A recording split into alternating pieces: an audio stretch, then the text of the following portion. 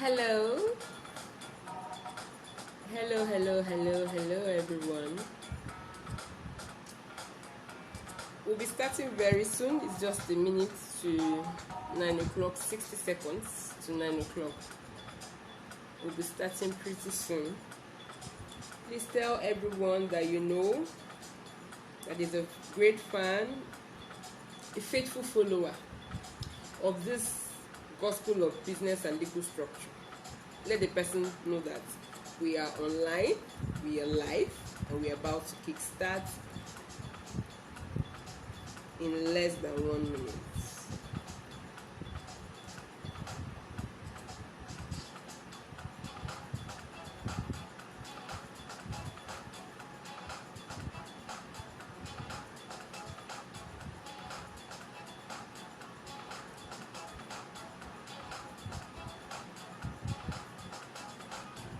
Okay. All right, it's 9 o'clock on the dot. It's 9 o'clock on the dot. MB, thank you for joining us. It's 9 o'clock on the dot. Thank you. I can see that. Sending love back. Sending loads of love back to you. Okay, beautiful people, good evening from Lagos, Nigeria. Welcome to Business and Legal Structure. My name is Precious Toju. Welcome to this wonderful live section. It's actually Law Talk series, and we talk about different things. We talk about business and your legal structure. We talk about real estate. We talk about investment.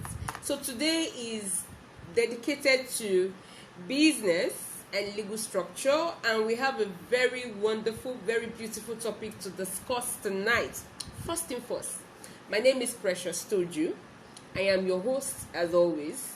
I am a business and real estate lawyer, and basically what I do is to help entrepreneurs, companies, and investors avoid costly legal mistakes in their business and real estate transactions. So when it comes to business, I help you build a business empire using legal structures and help you start, grow, and run your business. For companies that have credit hassle, help you to restructure your companies so that you can have more profits and have ease of cash flow. And for people that are interested in real estate, I help you create wealth either by selling or buying real estate. So basically that's what I am all about. And my vision is that every entrepreneur, especially African entrepreneurs, will build a business empire and a global brand and run a business that will outlive them. So that is all about me. I am a business and real estate lawyer. So welcome to tonight's live section. Tonight we're going to be talking about return and refund policy, what every entrepreneur and business owner should know. Return and refund policy, what every entrepreneur and business owner should know. It's a very interesting topic, and if for those that were on our Facebook group, our Business and Legal Structure Facebook group, I talked about it. So this is a repeat live section. What I talk about on Fridays, for those that are not on Facebook, I repeat the section on Saturday on my Instagram page. And great announcement, a quick announcement. From next month, we are going to be having guests come online to educate us on one aspect of business and law, or we talk about real estate. So we're going to have lots of different guests coming to talk to us, different lawyers, of course, coming to talk to us on the Law Talk series from February down to March. So I won't be doing much of the talking. I'll be doing much of the questioning from next month. Okay, so I hope you are excited as I am, because our guests, they are actually well loaded. No man is a fountain of knowledge and no man is an island. We all need each other to forge ahead in life. And another wonderful announcement is that our Swift Legal website is a friendly user website, self-help website, will be launching very soon. We are going to officially launch on the 1st of February. That is day after tomorrow. We're launching on Monday. It's one of the best. It's one of the best in Nigeria. and we are aiming to be one of the best in Africa. You can just check it out. You can just check out the IG page. Just look for Swift Legal NG. Swift Legal NG is just a one-stop corporate jobs center where you get to do all your pre and post business registration activities, transaction with CAC, with NAFDAC, with trademark, SON, copyright, anything. You just sit wherever you are and log on and do your transaction, and you see us deliver all of your certificates at your doorpost. So we're officially launching. We have a couple of partners, and we've been on this since 2019. I tell you, it's been a great one, and we thank God that things are putting up in place. Okay, so I haven't announced so much. I have another announcement, but I don't want to bore you guys with too much announcement, so I will take that at the end of tonight's live section. We are going to look at return and refund policy, what every entrepreneur and business owner should know. First thing first, what is a return and refund policy? And it is not so much of a difficult task to actually know what a return and refund policy. Now, before we dive into that, actually we go online. I see people on Instagram, I see people on Facebook, on Twitter, and Pinterest or so, and they will put on their bio that no refund, no return, no exchange. That is a kind of return refund policy, and it is well projected in the bio, is well projected in the profile, even though the clients or customers did not even get to sign any of those things with them, but it's well projected. I just tell you that we don't return, we don't refund, we don't do exchange. So whether you got what you ordered for or what you ordered for is different from what you got, is none of their business. They actually don't return, they don't refund, they don't exchange. So that can actually be a return or refund policy. I'm seeking to talk a little bit about that, if that is viable for businesses. If for you to say you don't return, you don't refund, you don't do exchange, if it's expedient, that is the word, if it's expedient for business. But before we go into that, a return and refund policy simply is, let me read what I have on my notes here: an agreement, an understanding, and a well spelled out terms and conditions between a vendor or service provider, informing their customers or clients the business stand when it comes to returns and refunds after money has been exchanged between both parties. So a return and refund policy actually comes into play upon the exchange of money, when money is of exchange hand, where you have given money to be given a product, or you have paid money to be rendered certain services. Now, money as exchange hand, there's a contract, there's a contractual relationship between the vendor and the customer, or between the service provider and the client. So a refund and return policy comes to play afterwards. But the terms and conditions and the clauses of a return and refund policy must be well spelled out, must be well brought to the knowledge of your customer or your client. What I'm saying in essence is, when you run a kind of business that you do not accept returns, or you do accept, or you do not do refund, or you do refund partially, less some administrative fees and all of that, what it means is that you have to let your potential client or your potential customer know your stand when it comes to whether you return or not, or you refund or not, before the person ever gives you money for anything. It is fraudulent, so to say, when you do not let your customers or your clients to know your stand, or when you do not even let them know that you have a return or refund policy, and then an issue comes up after purchase or after paying for certain services, and you say, oh, I'm sorry, I don't do returns. Oh, I'm sorry, I don't do refunds. That should have been brought to the attention of your client or your customer before they paid their money. Okay, So having said that, I need us to understand that return policy is typical to a vendor. In other words, you cannot be a service provider. Hello guys, thank you for coming online. Please join and follow up with the conversation. So you cannot be a vendor and you do a refund policy, or you could actually do a refund policy depending, but the thing is, return policy is typical to people that sell physical goods. You sell shoes, you sell bags, you sell fashionable wares, you sell consumables, you sell unconsumables. As long as you sell physical products, people can touch, people can see, people can feel it. What is typical to you is a return policy. Okay.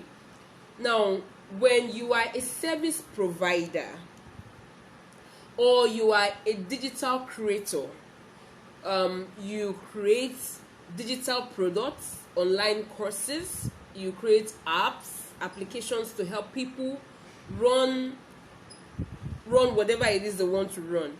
What is typical to your business is a refund policy, because you cannot actually, if I buy a digital product, for example, maybe I buy how to register my business, like some of the courses that we sell on Business and Legal Structure School, at Business and Legal Structure School. So we have a course, we have a MIDI course, though it's free. Let us even go to the main course. We have a complete signature course that is called Legal Toolkit course, that teaches entrepreneurs how to register their business name and style from start to finish, getting all the tools from CAC to FRS to Scrum to the bank.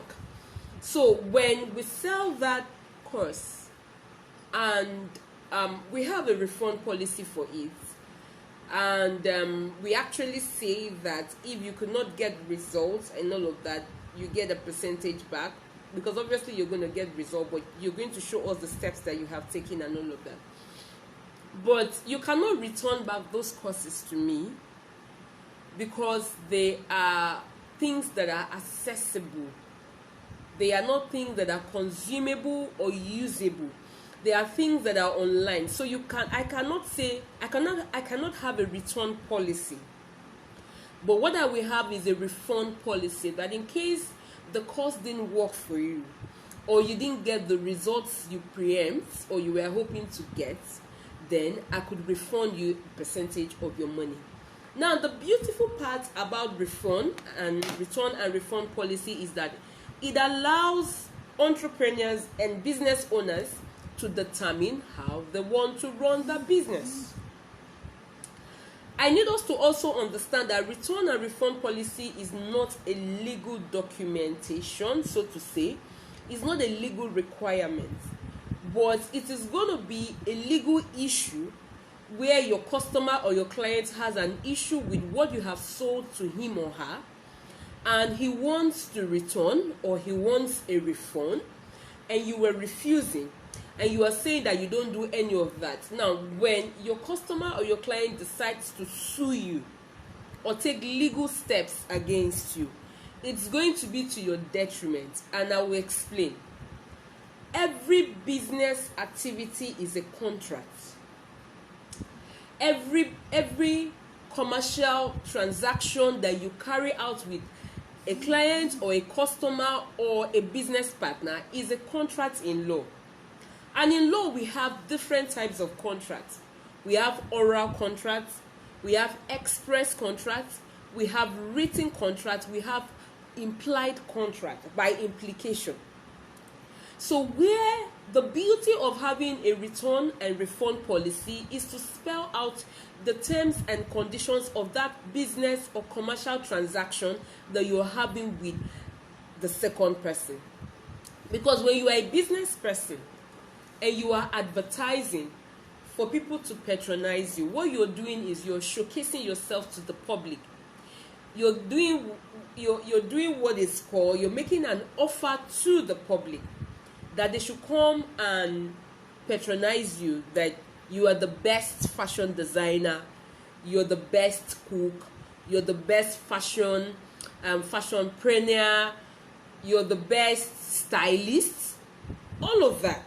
So you are showcasing yourself to the world, to the public, what you are capable of, what you are able to do. And you're telling them that they will get their money worth. Whatever it is that they are paying you, they will get their money worth. That is, you are making an offer to the public. Now, when somebody now decides, out of your publicity, out of your advertisement, somebody now decides to come and patronize you, either buy your product or pay for your services, there is what we call a contract that exists between you and that person.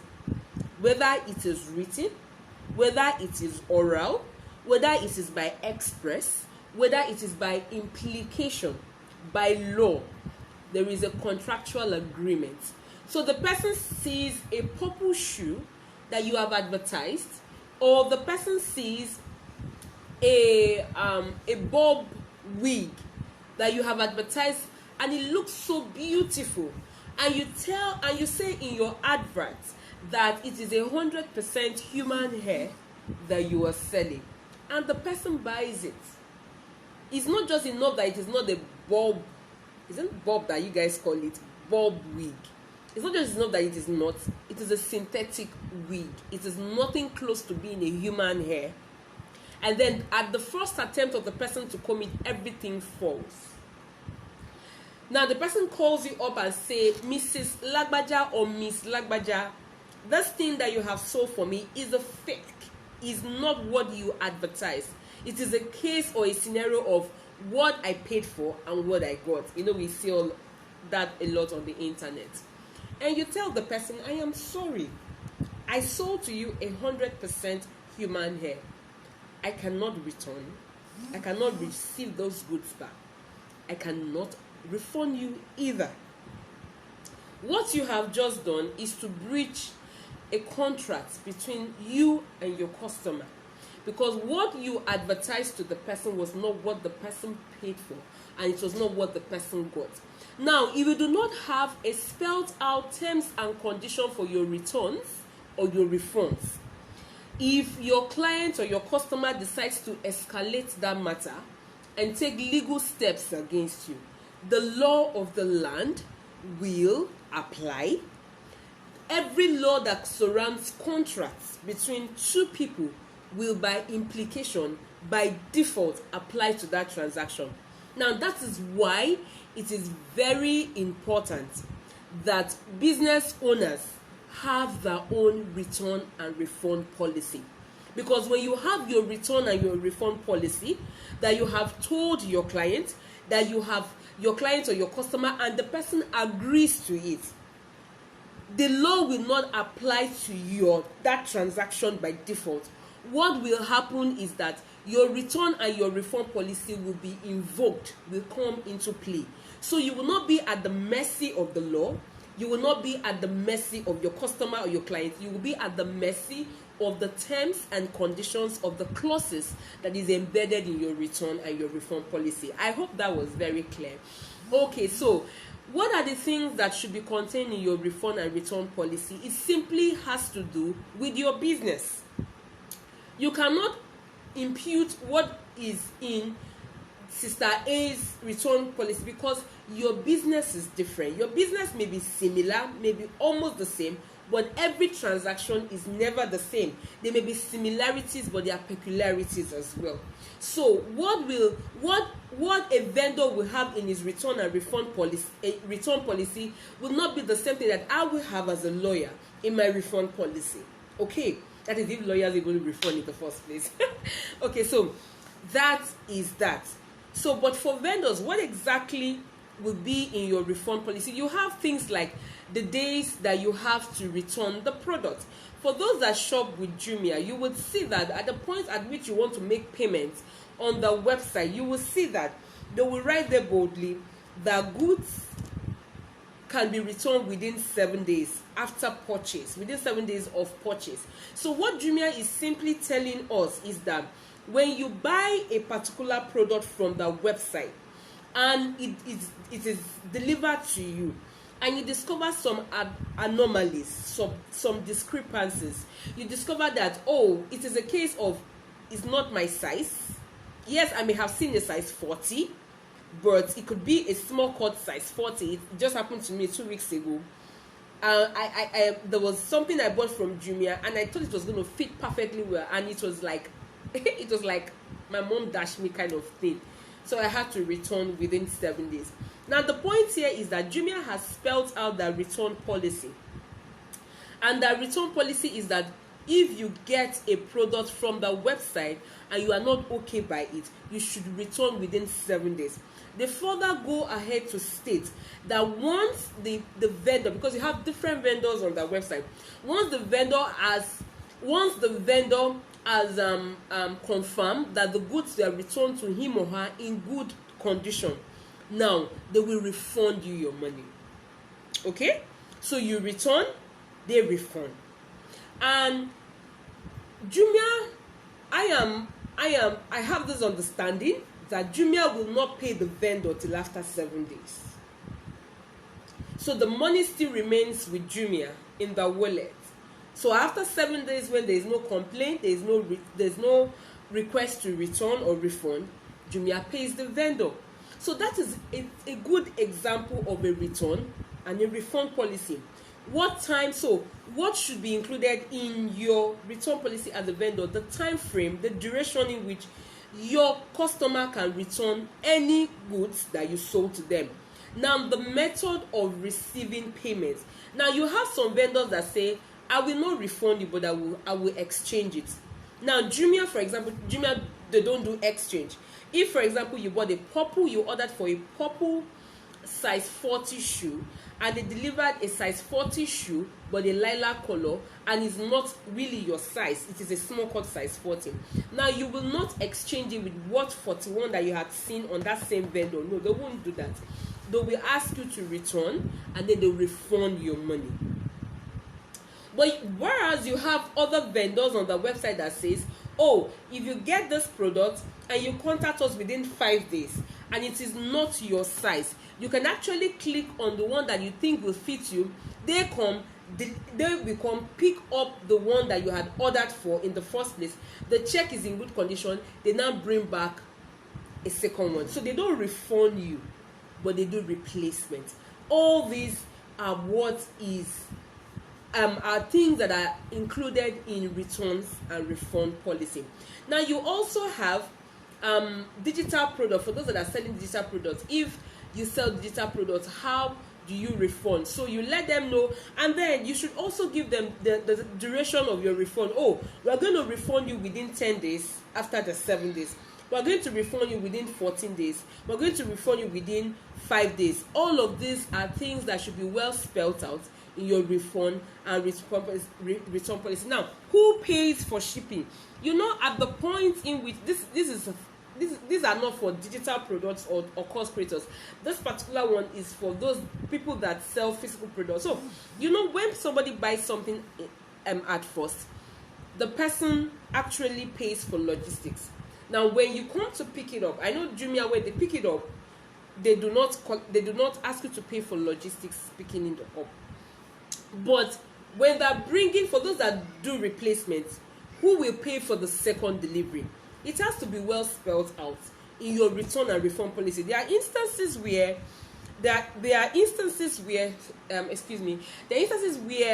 it was actually the company's fault that they mistake your product, as in they gave you what they shouldn't have given you in the first place. Like it was that internal issue. Some company will say, oh, because it is that internal issue, they will deliver to you free of charge. Whatever is the case, you need to state it in your return and refund policy in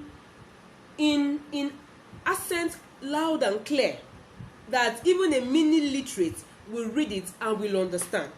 Okay, so I want to quickly talk about benefits of having a return and refund policy. I have actually talked about it a little bit.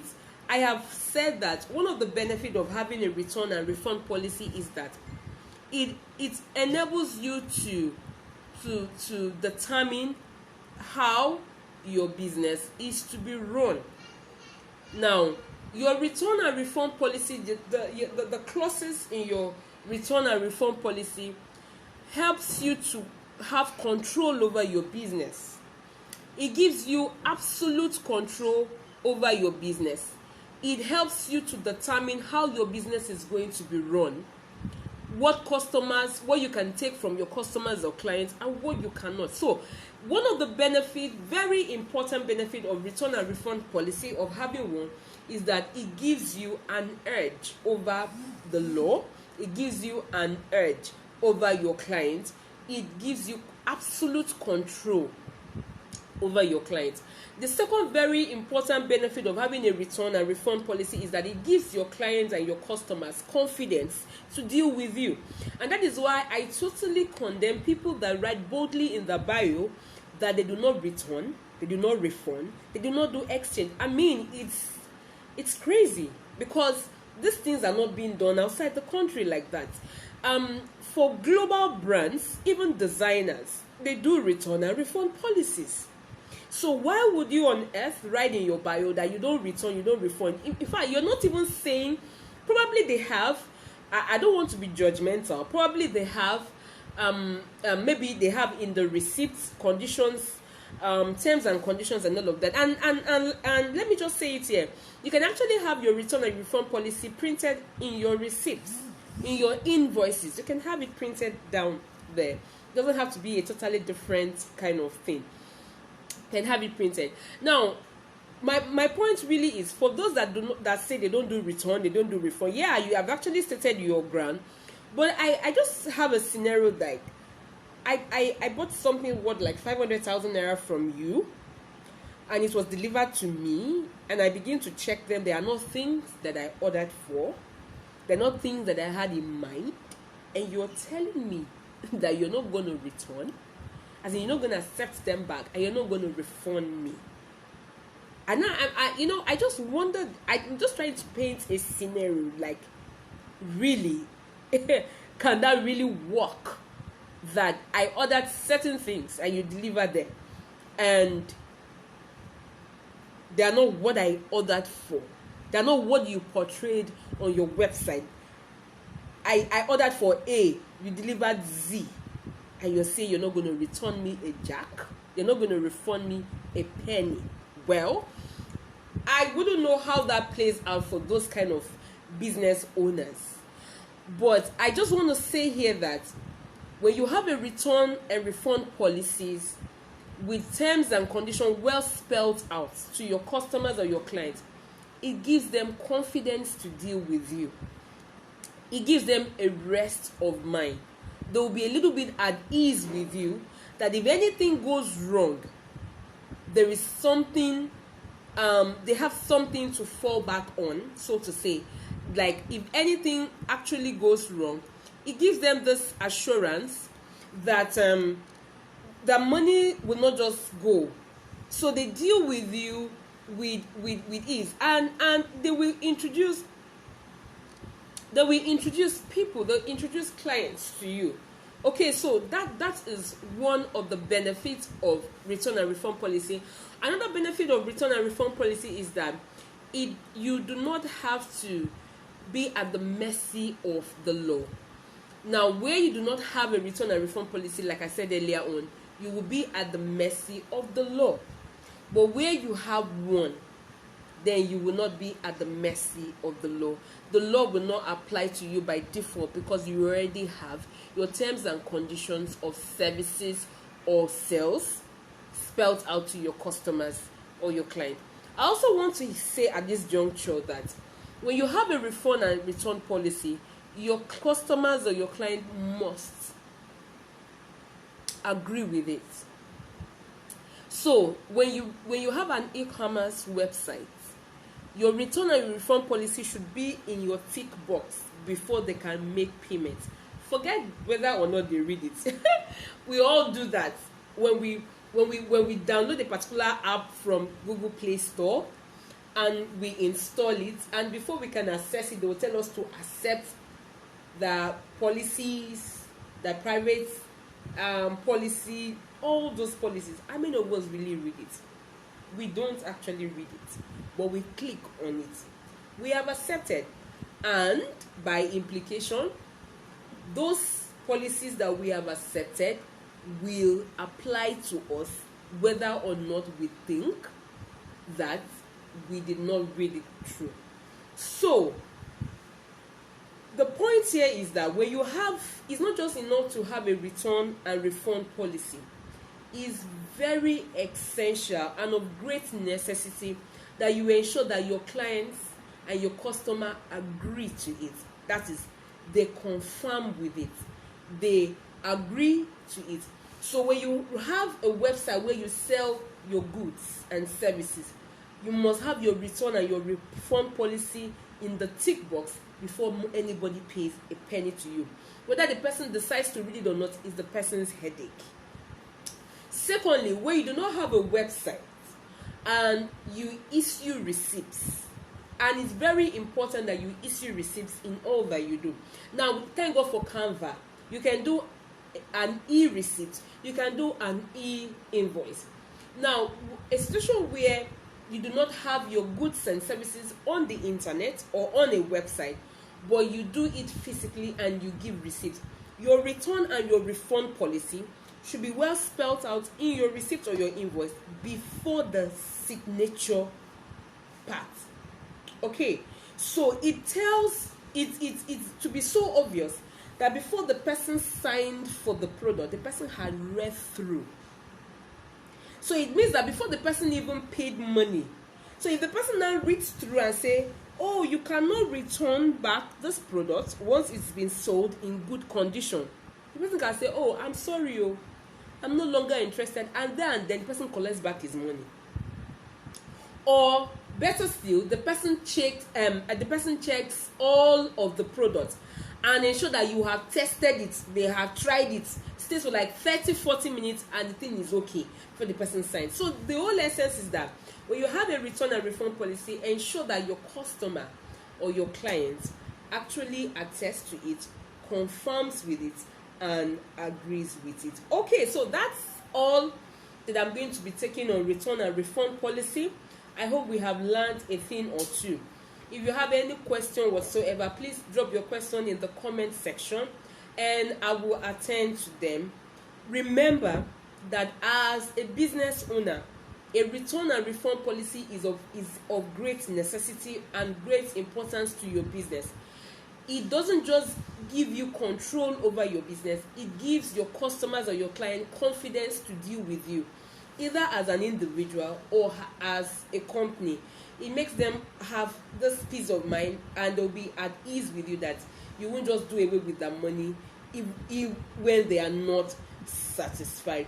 And if you do not have a return or refund policy, although it's not a legal document or it's not a legal requirement, so to say, the law will apply to your transaction by default, where you do not have something that spells out your contractual, your business or commercial transactions with people. So the big question of the day is, do you need a copy of return or refund policy? Do you have one that you want, that you use? Do you need one that you can readily edit to suit your line of business? All you need to do is click on the link in my bio, and on the first column, on the first board, you will see grab a copy of return and refund policy. Just click on it and get a copy of our return and refund policy. It's easy to use. You edit it to suit your line of business. You edit it to suit whatever it is that you are doing. Okay, thank you guys for coming online tonight. I really appreciate everyone.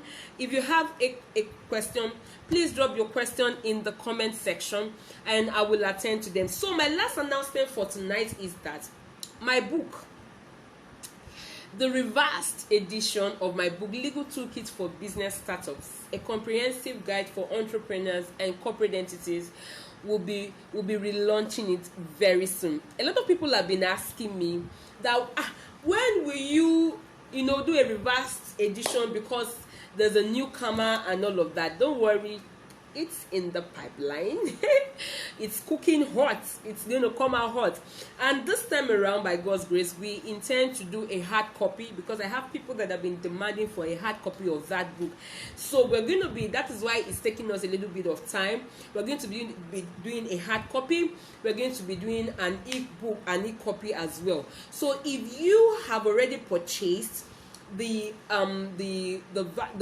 first edition that was released last year, all you need to do, we're going to send you a notification once the reversed edition is out. So all you need to do is to pay the differences, and you will get your copy delivered right into your inbox, or the hard copy delivered at your doorpost. All right, thank you so much for having me, guys. Thank you so much. Don't forget to join me on the 1st of February by 9 o'clock on Instagram. I'm not going to be on this page. I'm going to be on at Swift's Legal NG page. We are going to be officially launching our website, our brand, Swift's Legal IT Services Limited, your one-stop corporate job center. All right, thank you for having me. Please, if you have questions, do not forget to drop it in the comment section. And if there is a topic you want us to treat, there's something on business, business aspect that you want us, a legal aspect of your business that you want us to treat, all you need to do is to drop a comment in this section and let me know the topic that you would love me to treat one of these days. But from February to March, we already have guests coming on for this Law Talk series, and we already have topics outlined for them that are already preparing to come and educate and enlighten us.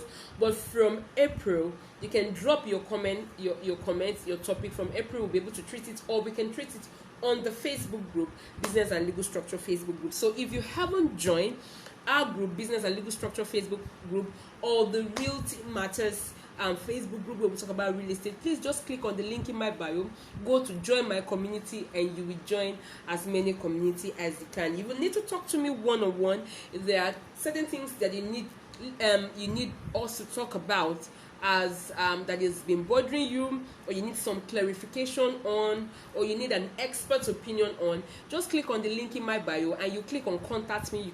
You'll be able to chat me up on WhatsApp, be able to email me, call my direct line, and all of that. Have a one-on-one online section with me, have a one-on-one physical section with me, whatever is your choice. Just click on the link in my bio and it will take you to different things that you didn't know about me. All right, thank you so much for having me. I hope to see you same time next week, 9 o'clock, and we'll have a wonderful topic by next week. We have a guest next week, Saturday. Please do not miss. Tell your friends, tell your loved ones, and if you're not following me, just click on the follow. My name is Precious Toji. I am a business and real estate lawyer. Thank you for having me. See you next time. Bye.